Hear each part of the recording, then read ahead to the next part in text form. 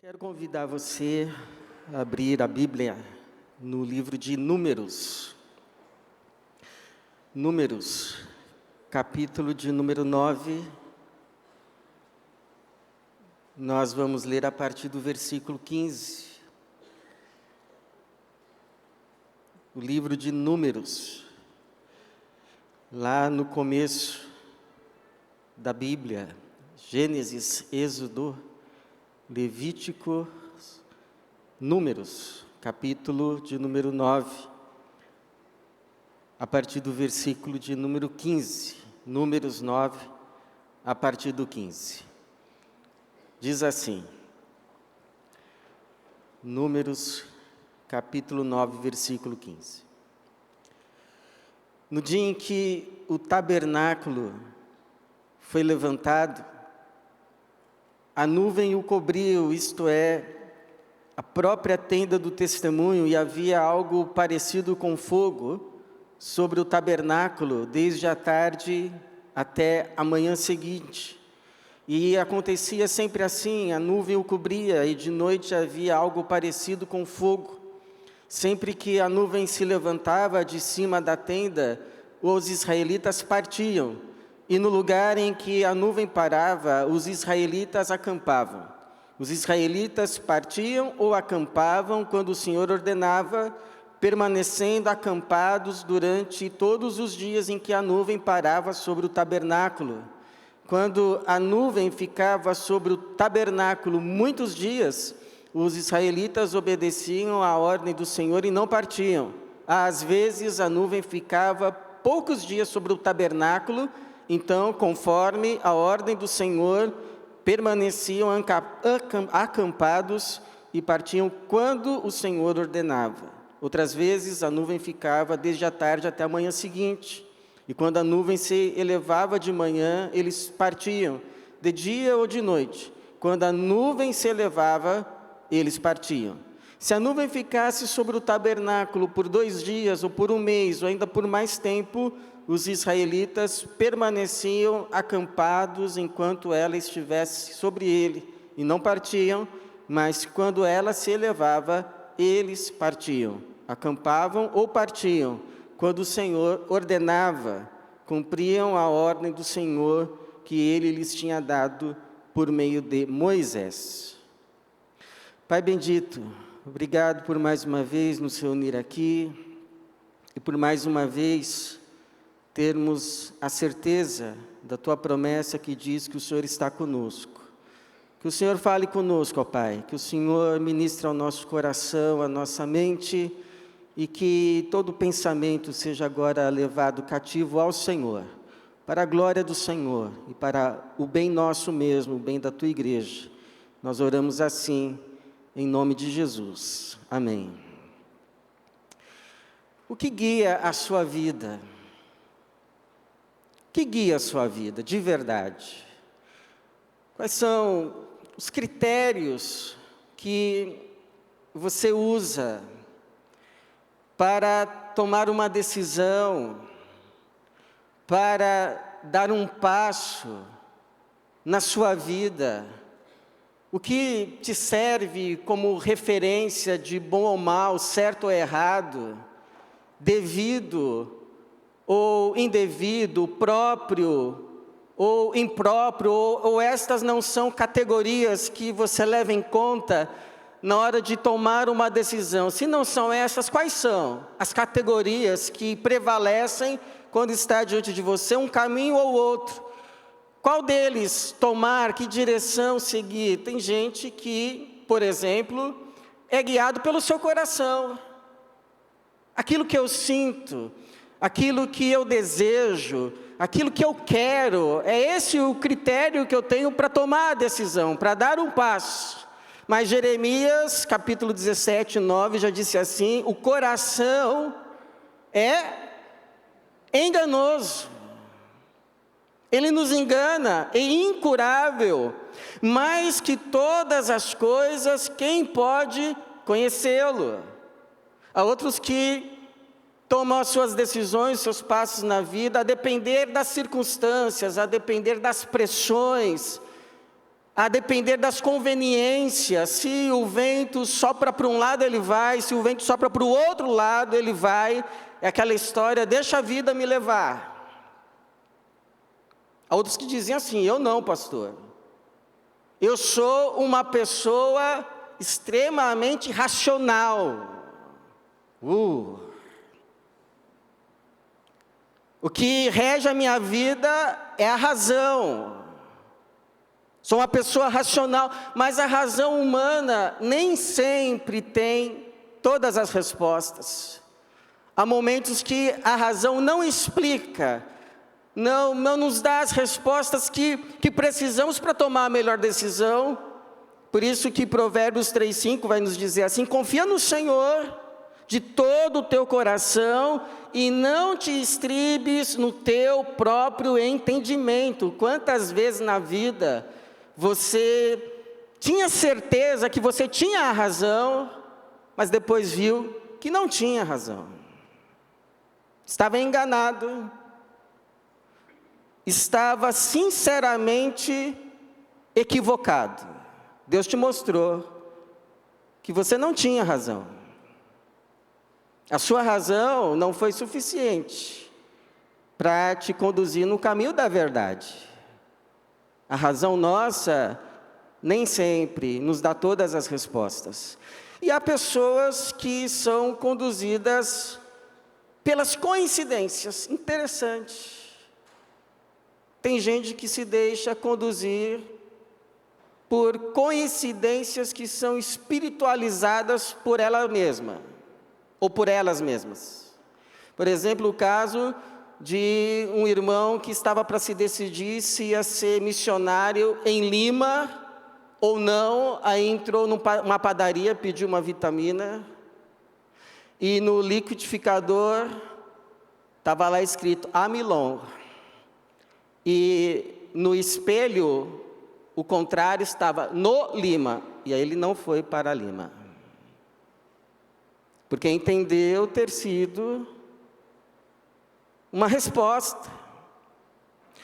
Mas eu e você, nós não precisamos ser guiados por nenhuma dessas alternativas de referência, de critério para o nosso andar, para o nosso viver. Nós podemos e devemos ser guiados pelo Senhor. O Senhor se digna de ir à nossa frente e de nos mostrar o caminho, como nós vemos aqui nesse texto do povo que andava por um deserto, mas não andava em zigue-zague, porque o Senhor os guiava por meio de uma nuvem. O verso 17 vai dizer assim, sempre que a nuvem se levantava de cima da tenda, os israelitas partiam. E no lugar em que a nuvem parava, os israelitas acampavam. Porque essa nuvem era sinal e manifestação visível da presença e da glória do Senhor com eles. Seguir a nuvem era seguir o Senhor. Critério não era, eu acho que é por ali. Não, Moisés, pelo tempo, é melhor por aqui. O critério era um só. Para onde a nuvem está indo? Então é para lá que vamos. Bom, o caminho não parece ser o mais propício aos nossos olhos, mas se a nuvem está indo para lá, é para lá que vamos. Bom, mas a nuvem agora parou. Nos parecia mais interessante aproveitar que o dia ainda está claro e continuar andando, mas a nuvem parou. Nós vamos parar. Aí tinha vezes que ela ficava pouco tempo, às vezes muito tempo. Moisés, quando vamos sair daqui? Quando a nuvem se levantar. Enquanto a nuvem não se mover, não nos atreveremos a dar um passo, porque andar com a nuvem é andar com o Senhor. Bom, mas hoje nós não temos mais uma nuvem. para ir à nossa frente e nos mostrar para onde devemos ir, quanto tempo devemos ficar, aonde devemos acampar. Hoje o que nós temos é o Espírito Santo de Deus e a sua palavra. A palavra é como as placas que nos mostram o caminho, esquerda, direita, para frente.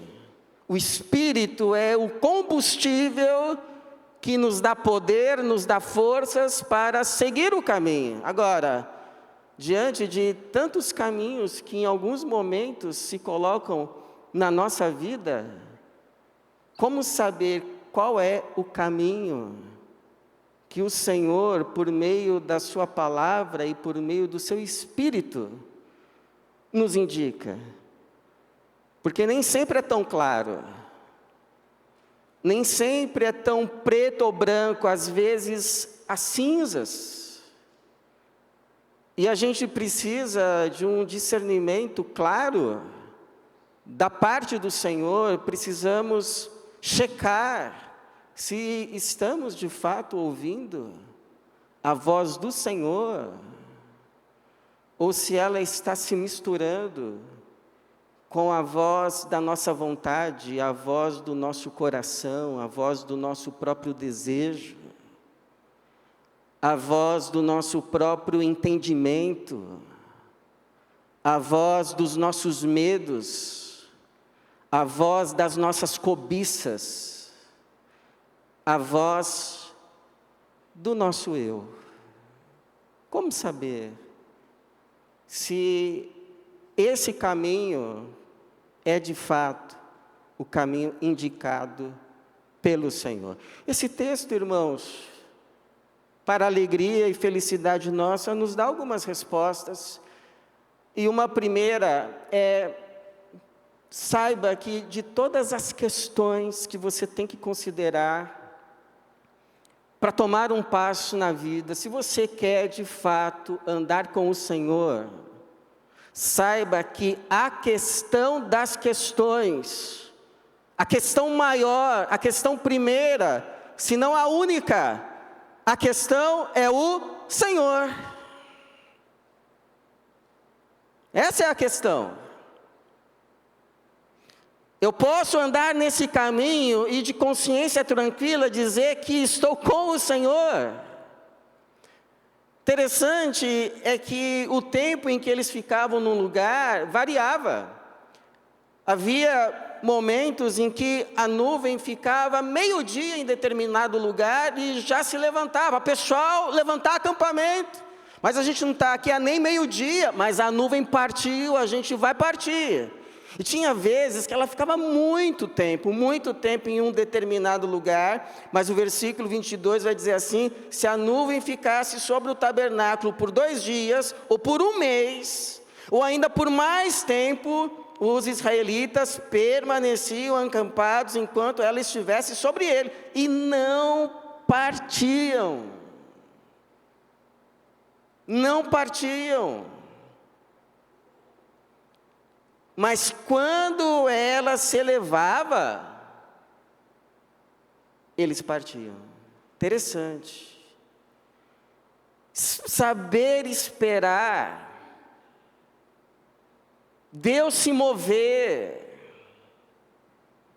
não se atrever a andar na frente dele, porque andar dependendo da nuvem era andar permanecendo com o próprio Senhor, porque quem ordenava para a nuvem parar ou ficar ou ir era o Senhor. Versículo 18: os israelitas partiam ou acampavam quando o Senhor ordenava, permanecendo acampados durante todos os dias em que a nuvem parava sobre o tabernáculo. Permanecer andando com a nuvem era permanecer andando com o Senhor, e era essa a questão máxima da qual dependia a sobrevivência daquele povo todo no deserto. Aí você pergunta assim: pastor, eu acho que o momento que eu vivo hoje não é muito diferente daquele deserto. Então, como saber, como permanecer hoje com o Senhor? O que é permanecer hoje com o Senhor? Permanecer hoje com o Senhor é permanecer na verdade e não ir para a mentira.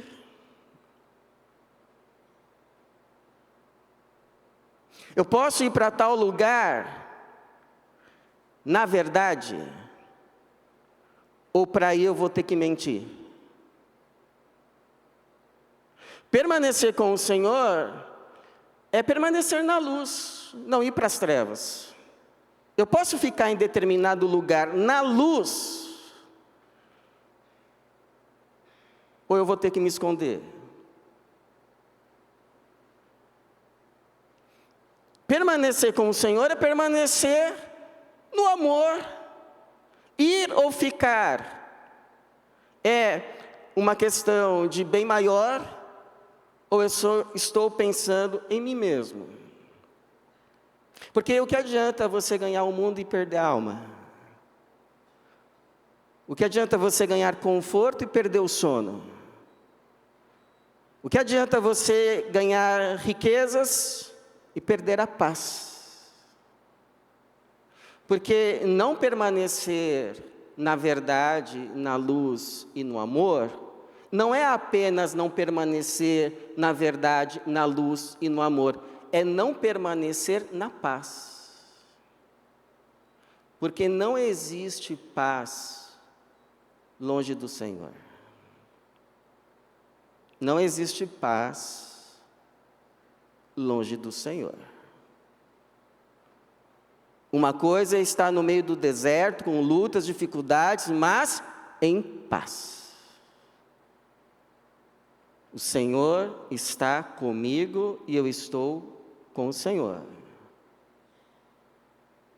Outra coisa é estar no pico da montanha, sem paz, pensando em se jogar de lá. A paz é o maior presente de quem anda com o Senhor. Não venda a sua paz. Não venda, não troque. Ela é o bem maior de quem anda com o Senhor.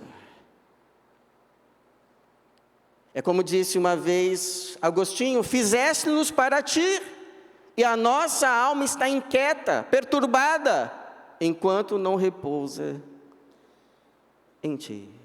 Em nome de Jesus, não troque por nada a tua paz. A paz do Senhor, que vem da paz de se andar com o Senhor. Ande com Jesus, Ele é a tua paz. Mas esse texto também nos ensina a nunca andarmos na frente de Deus, ter essa paciência santa, essa paciência sossegada, tranquila e descansada, de que na hora que for para eu dar um passo, o Senhor vai se mover. O Senhor sabe a hora, o Senhor sabe o momento. Eu posso descansar no Senhor, eu posso aquietar a minha alma no Senhor. Talvez não seja a hora agora de dar esse passo. Quais são as evidências que o Senhor está se movendo? Um pastor, um pregador já disse com razão que é melhor a gente ser empurrado por Deus, pela Trindade, do que nos arriscarmos a andarmos na frente dEle. Porque a gente não anda com Deus indo à frente e dizendo: Senhor, vem comigo, por favor. A gente anda com Deus, Ele indo à frente e nos dizendo: venha, esse é o caminho. Como aconteceu, Êxodo 13:17, relata, quando o faraó deixou o povo sair, Deus, ou melhor, quando o Senhor ia à frente dele nas nuvens, como a gente vê aqui nesse texto, o Senhor ia à frente na nuvem, e o povo seguindo a nuvem seguia o Senhor. Por que é importante saber disso. Lá no Novo Testamento tem o exemplo, por exemplo, do Paulo, que ele diz assim: olha, o Espírito Santo vai à minha frente, e ele só me avisa que eu vou ter tribulações, mas ele vai à minha frente. A ideia é que o Espírito Santo ia à frente, e o vácuo do Espírito Santo ia puxando Paulo. É Deus que vai à frente. Por que a gente precisa saber disso? Porque às vezes a gente ouve assim: não, você tem que tomar as rédeas da vida nas tuas mãos. Você tem que ser o protagonista da tua própria existência. Agora, o que isso significa? Significa que a gente tem a capacidade de nós, por nós mesmos, decidirmos o caminho? Para onde ir, não ir? Ficar ou sair? Eu prefiro entender assim: verdade, Deus nos dá o volante da vida, da nossa vida, nas nossas mãos. Nós somos os maiores responsáveis para onde a gente dirige a nossa vida. O volante da vida, Deus nos deu às mãos. O volante da tua vida está nas tuas mãos. O volante da minha vida está nas minhas mãos.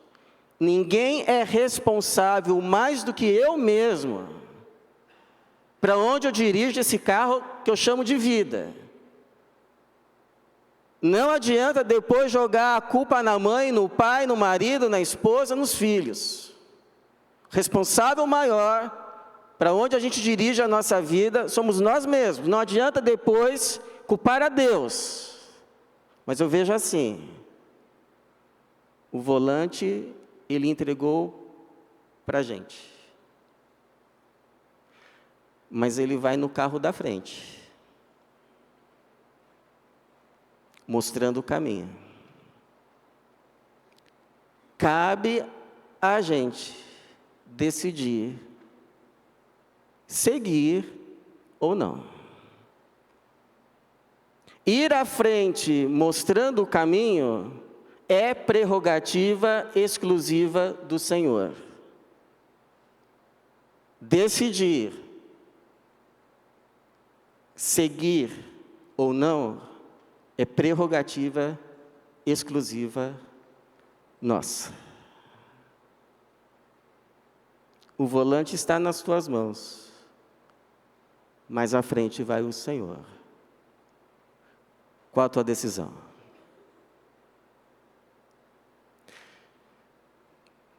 Esse texto também nos ensina, nos dá uma terceira resposta para a gente discernir de tantos caminhos a tomar, qual é o caminho que o Senhor nos orienta, nos dirige, nos sinaliza.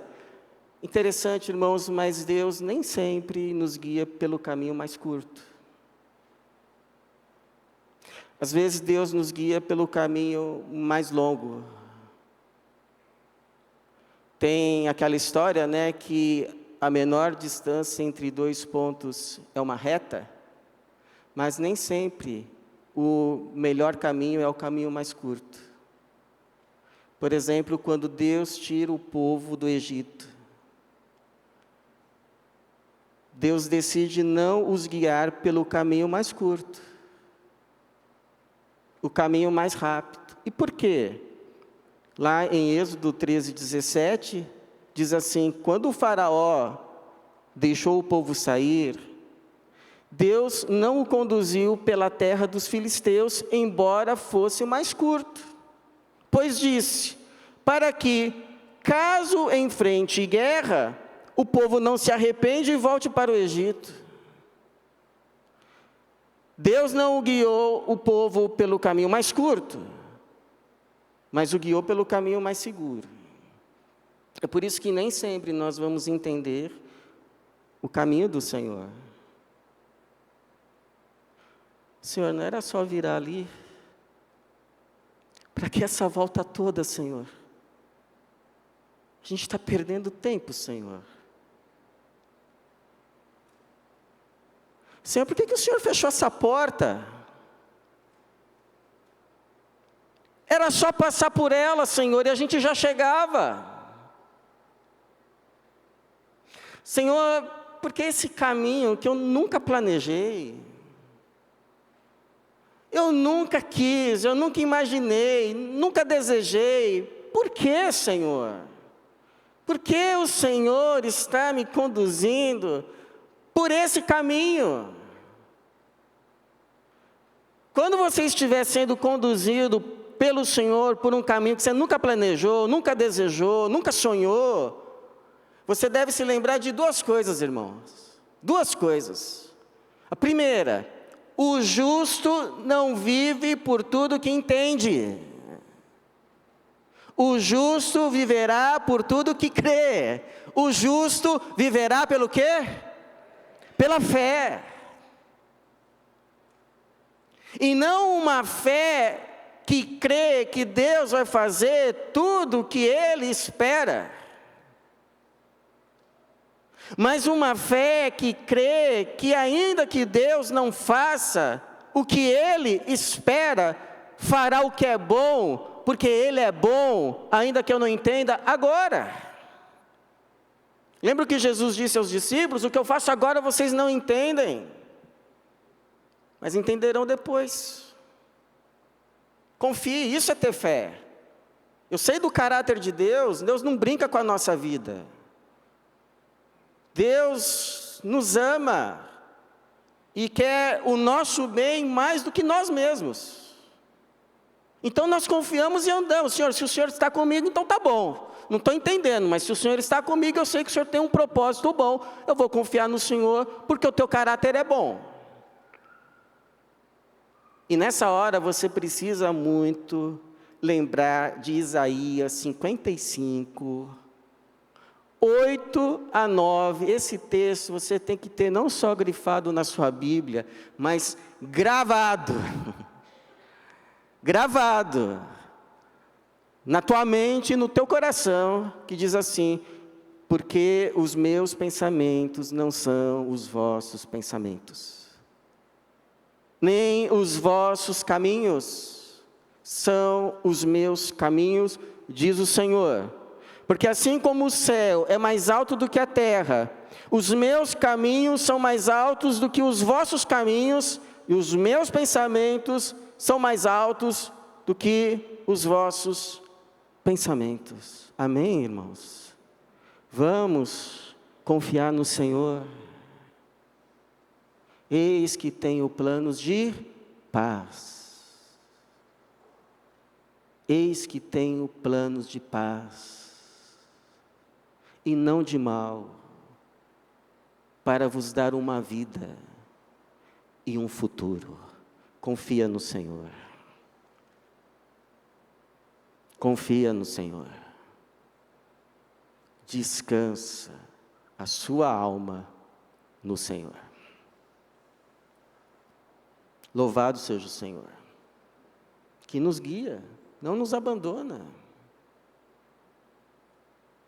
Sua mente é infinda, vê coisas que não vemos, sabe o que não sabemos, e nem adiantaria tentar nos explicar, porque não entenderíamos. Então nós vivemos e andamos com Ele pelo que cremos, não por tudo que entendemos. Nossa fé não é que ela é irracional, mas ela é suprarracional. Vai além da razão. A nossa razão é Cristo, nosso Logos, aquele que criou todas as coisas, inclusive a nós mesmos. Agora, por fim, irmãos, nessa sua andança com Deus, nesse seu caminho com o Senhor, nesse seu desejo de continuar andando com o Senhor, ainda que às vezes em meio a desertos, mas com o Senhor. Olha, preste atenção naqueles que estão caminhando no caminho com você. Eles também conhecem o Senhor. Eles também andam com o Senhor. Eles também podem te ajudar a discernir a direção do Senhor. É interessante que tinha um cunhado do Moisés no meio do povo chamado Obabe. A gente ouve muito do Jetro, o sogro, mas tinha um cunhado do Moisés no meio do povo também chamado Obabe. E o Moisés insiste muito para o Obabe continuar com ele. Se você for no capítulo 10, versículo 29, você vai ler assim: Moisés disse a Obabe, filho de Reuel, o midianita, sogro de Moisés: estamos indo para o lugar sobre o qual o Senhor disse, eu o darei para vós, vem conosco e seremos bons contigo, porque o Senhor prometeu o bem para Israel. Ele respondeu: não, voltarei para a minha terra e para os meus parentes. Aí o Moisés, tá bom, então, não. Insistiu. Mas por que Moisés insistiu? Olha só o versículo 31. Moisés acrescentou: não nos deixes, pois sabes onde devemos acampar no deserto, tu serás os nossos olhos. Mas quando a gente lê isso, qual a pergunta que a gente faz? Mas para que tanta insistência? Para que essa necessidade? Ô Babi, fica com a gente, porque você vai ser os nossos olhos. Já não tinha nuvem? Já não tinha nuvem que mostrava a direção? Para que precisava do Obabe para ser olhos? Porque a nuvem mostrava a direção. Mas para caminhar naquela direção, qual o caminho? É indo reto? É pelas montanhas? A nuvem está indo para o norte. Dá para ir reto, dá para ir contornando as montanhas. Obabe, porque o Obabe era queneu. Ele era de uma tribo que morava nos desertos, que eram circunvizinhos da terra de Canaã. Então ele conhecia aquele deserto como a palma da mão.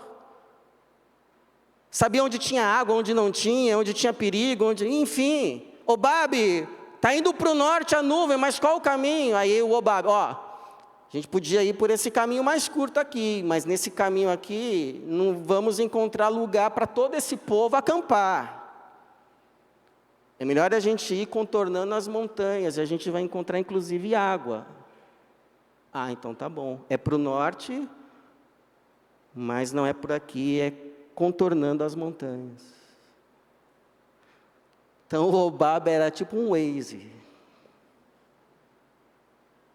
Deus escrevia o endereço, é lá. E o Obabe mostrava as opções e qual o melhor caminho naquele contexto. Hoje não é diferente, nós só temos um Consolador com C maiúsculo, que é o Espírito Santo. É Ele que vai à nossa frente, é Ele que nos dirige, iluminando a palavra de Cristo em nossa mente, em nosso coração. Mas há também os conselheiros com C minúsculo, que em alguns momentos nos ajudam a discernir e a confirmar o conselho do conselheiro. Então, um conselho pastoral para você. Cuidado para não ignorar o que Deus pode falar com você por meio de um irmão. por meio de uma irmã. Porque se Deus usou uma mula para falar com o profeta, não poderia usar um irmão? E com certeza usa. Não para nos dizer o que a gente deve fazer, não. O volante está nas nossas mãos. Mas para nos ajudar a discernir o que o Espírito de Deus, o Espírito de Jesus, está nos dirigindo, qual caminho trilhar. Na multidão de conselheiros há sabedoria. Então a gente pode ser guiado sim, irmão. A gente corre o risco de em algum momento a gente acabar sendo guiado por coração, por entendimento humano, pelas circunstâncias, por tantas outras questões. Mas a gente não precisa de nada disso. Para nossa felicidade, nós podemos ser guiados pelo Senhor, que se digna a ir à nossa frente, mostrando o caminho. A minha oração sincera é que o Senhor nos ajude a discernir, por meio do seu Espírito e Palavra, o caminho que Ele nos aponta em cada passo, em cada decisão. Porque, como Ele mesmo disse a respeito das suas ovelhas, estas ouvem a minha voz, eu as conheço, e elas me seguem. Que assim seja comigo, que assim seja com você, e que Deus nos abençoe. Amém.